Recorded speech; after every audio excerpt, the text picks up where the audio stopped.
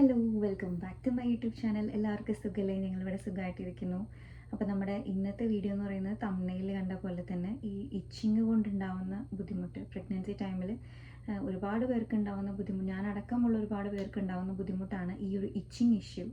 So എന്തുകൊണ്ടാണ് ഇങ്ങനെ ഉണ്ടാകുന്നത്? അതായത് പ്രഗ്നൻസി ടൈമിൽ നമുക്കുണ്ടാകുന്ന ഹോർമോണൽ ചേഞ്ചസ്, അതുകൊണ്ട് തന്നെ നമ്മുടെ സ്കിന്നിന് നല്ലപോലെ വലിച്ചിലും ഡ്രൈ ആവാനൊക്കെ ചാൻസ് ഉണ്ട്. അതും ഈ ഇച്ചിങ്ങിന് ഒരു പ്രധാന കാരണമാണ്. സാധാരണയായി പ്രഗ്നൻസി ടൈമിൽ ഉണ്ടാകുന്ന ഒരു സംഭവമാണ് ഈ ഇച്ചിങ്. അതുപോലെ തന്നെ നമുക്ക് ഓരോ മാസം ചെല്ലുന്തോറും നമ്മുടെ ടമ്മി ആയാലും വലുതായിക്കൊണ്ടിരിക്കുകയാണല്ലോ. അപ്പം നമ്മുടെ സ്കിന്നും നല്ല രീതിയിൽ സ്ട്രെച്ച് ആവുന്നത് കൊണ്ടും ഈ ഒരു ഇച്ചിങ്ങിന് ഒരു പ്രധാന കാരണമാണ്.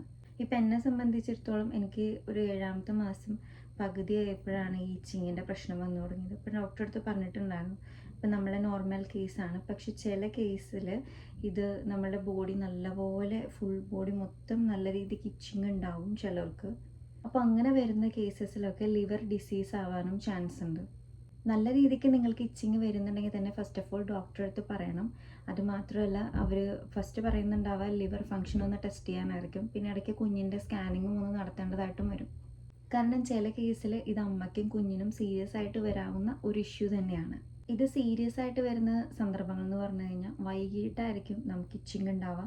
സാധാരണ ഇച്ചിങ് ഒക്കെ ആണെങ്കിൽ കുഴപ്പമില്ല, പക്ഷേ കൈവെള്ളയിലൊക്കെ വരുന്നത് ഭയങ്കരമായിട്ട് ഇച്ചിങ് ആ ഒരു പ്രശ്നം വരികയാണ്, വിത്തൗട്ട് റാഷസ് അങ്ങനെ വരികയാണെന്നുണ്ടെങ്കിൽ, അതുപോലെ തന്നെ നമ്മുടെ കണ്ണൊക്കെ മഞ്ഞ കളറായിട്ട് വരികയാണെന്നുണ്ടെങ്കിലും അതൊരു നല്ല ലക്ഷണമായിട്ടല്ല കാണിക്കുന്നത്. ഞാൻ നേരത്തെ പറഞ്ഞ പോലെ മൈൽഡ് ആയിട്ടുള്ള കേസാണെങ്കിൽ ഒരു പ്രശ്നവുമില്ല, പക്ഷേ നല്ല രീതിക്ക് ഇച്ചിങ് ഉണ്ട്. മെയിനായിട്ട് ഈ കൈവെള്ളയിൽ വരുന്ന ഇച്ചിങ്, അതുപോലെ കാലിൻ്റെ അടിയിലൊക്കെ നല്ല രീതിയിൽ ചൊറിച്ചിൽ വരിക, ഇങ്ങനെയുള്ള കേസസിലൊക്കെയാണ്. ഇതൊന്നും അല്ലാതെ നമുക്ക് സാധാരണഗതിയിൽ പ്രഗ്നൻ്റ് ആയിട്ടുള്ള ഒരു വുമണിന് ഏറ്റവും കൂടുതൽ ഇച്ചിങ് വരുന്നത് നമ്മുടെ ബ്രസ്റ്റിലും പിന്നെ വയറിൻ്റെ ആ ഭാഗത്തുമാണ്. ടമ്മി വലുതാവുന്നത് കൊണ്ടും ബ്രസ്റ്റിലുണ്ടാവുന്ന ചേഞ്ചസ് കൊണ്ടുമാണ് മെയിനായിട്ട് നമുക്ക് ആ ഏരിയയിലാണ് ഇച്ചിങ് കൂടാനായിട്ട് ചാൻസ്. അതാണ് ഞാൻ ആദ്യം തന്നെ പറഞ്ഞത്, നമുക്ക് ഇച്ചിങ് ഉണ്ട്. സ്റ്റാർട്ടിങ്ങിൽ തന്നെ നമുക്ക് കുറച്ച് ഇച്ചിങ് ആണെങ്കിലും അല്ലെങ്കിലും നമ്മൾ എന്തുണ്ടെങ്കിലും ഡോക്ടറെ അടുത്ത് നമ്മൾ പറയുക. ഒരു ഫ്രണ്ട്ലി ടോക്ക് അവിടെ ഉണ്ടാവുക.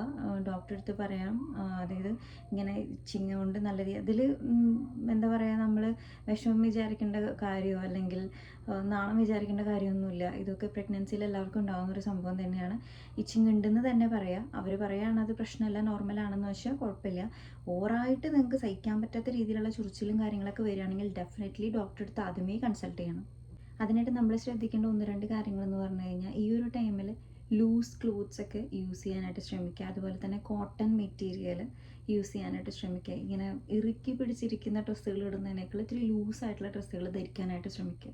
അപ്പോൾ അടുത്തൊരു ഇൻഫോർമേറ്റീവ് ആയിട്ടുള്ള വീഡിയോ ആയിട്ട് വീണ്ടും വരാം. അതുവരേക്കും